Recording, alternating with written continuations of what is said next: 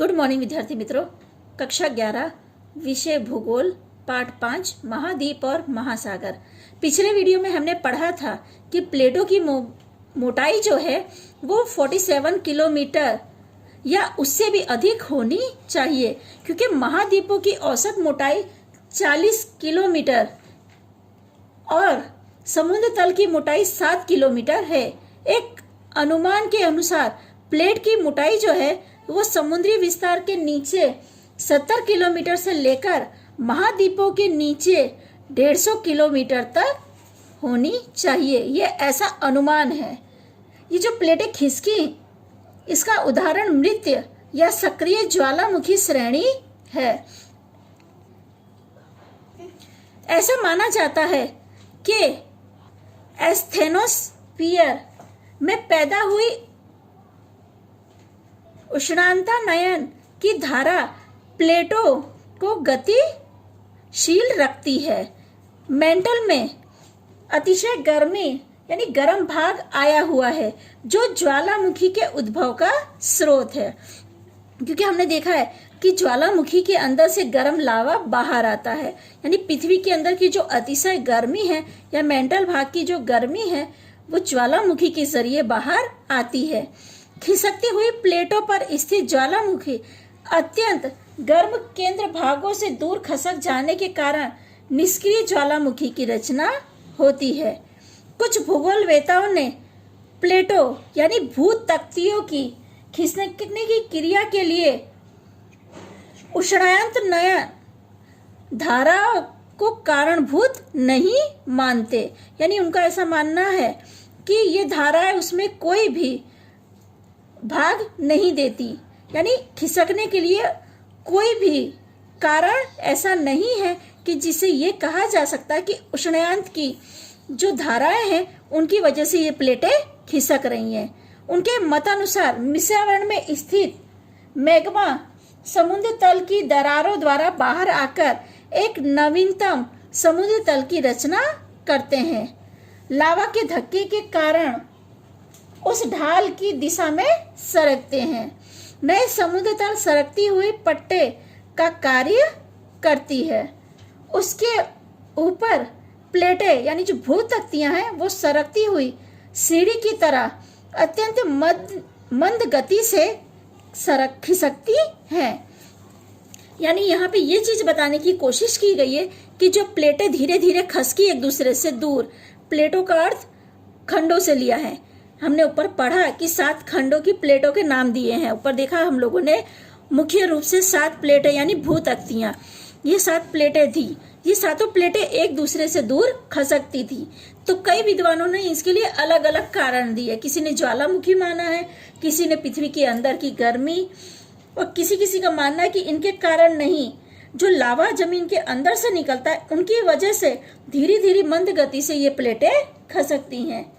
प्लेटें यानी भूतत्ति विवर्तनी की विचारधारा में समुद्र तल प्रसरण और महाद्वीपीय प्रवाह विचारधारा को, यानी महाद्वीपीय प्रवाह विचारधारा खंड प्रवाहन विचारधारा को एक विचारकीय सूत्र में बांधने का प्रयत्न किया गया है। महाद्वीपों और महासागर की उत्पत्ति और वितरण तथा पर्वत निर्माण की प्रक्रिया को समझने वाला यह सर्वाधिक महत्वपूर्ण विचारधारा है। यानी जो वैगनर का सिद्धांत है, ये सिद्धांत के हिसाब से महाद्वीप और महासागर की उत्पत्ति और वितरण और जो पर्वत का निर्माण काम की प्रक्रिया हुई है, ये समझने पे या समझने के लिए ये विचारधारा सबसे ज्यादा महत्वपूर्ण मानी गई है। हमारा आखिरी टॉपिक है भारतीय प्लेट का संचलन। विश्व में कुल 7 मुख्य भूतत्तियां हैं। ये सातों भूतत्तियों की चर्चा, यानी मैंने आपको इनके नामों की चर्चा की थी। तो यहाँ पे यही बताया गया कि विश्व में कुल 7 मुख्य भूतत्तियां हैं। भारतीय भूतत्ति उसमें से एक है, क्योंकि हमने पढ़ा ना कि जो इतनी भूतत्तियां थी ये एक दूसरे से दूर खसकी। पेंजिया में क्या है, पूरा एक खंड था, उसके अंदर से भी 7 खंडों का निर्माण हुआ। तो उसमें से भारत भी एक भूतक्ती थी। यह भूतक्ती भारतीय उपमहाद्वीप, ऑस्ट्रेलिया महाद्वीप, तस्मानिया, न्यूजीलैंड, हिंद महासागर का तल और पैसिफिक महासागर के नैऋत्य भाग के तल प्रदेश से बनी है। भारतीय प्लेट के उत्तर पूर्व तक खसकने के कारण भारतीय प्लेटें और यूरेशियन प्लेटों के बीच दबाव उत्पन्न हुआ। यूरेशियन का अर्थ मैंने आपको बताया था कि यूरोप और एशिया, जिसके परिणाम स्वरूप इन प्लेटों के खसकने के परिणाम स्वरूप यानी उत्तर पूर्व में जो प्लेटें, भारतीय प्लेटें खसकी और सामने यूरेशियन यानी यूरोप और एशिया की प्लेटों का दबाव बढ़ा, जिसके परिणाम स्वरूप, जिसकी वजह से हम कहते हैं हिमालय पर्वत श्रेणी का निर्माण हुआ। और आज भी उसमें भूकंप आते रहते हैं। यानी जो हिमालय पर्वत श्रेणी थी वो पहले से निर्मित नहीं थी। भारत प्लेटें उत्तर पूर्व में खसकी और यूरोप और एशिया की प्लेटों का दबाव बढ़ने से हिमालय पर्वत श्रेणी का निर्माण हुआ। अप्रैल 2015 में आया भूकंप इसी प्रक्रिया का परिणाम है। भारतीय प्लेट लगभग 75 मिलियन वर्षों पूर्व अटलांटिका से अलग होने का अनुमान है। इन प्लेटों ने आज तक में लगभग 5000 किलोमीटर की दूरी तय की है। यानी आज तक बता रहे हैं, यानी ये अनुमान का जब से प्लेटें एक दूसरे से अलग हुई। हम लोगों ने पढ़ा था कि लगभग 20 करोड़ वर्ष पूर्व प्राय महाद्वीपों की रचना हुई। तब से ये महाद्वीप एक दूसरे से दूर खसकते थे।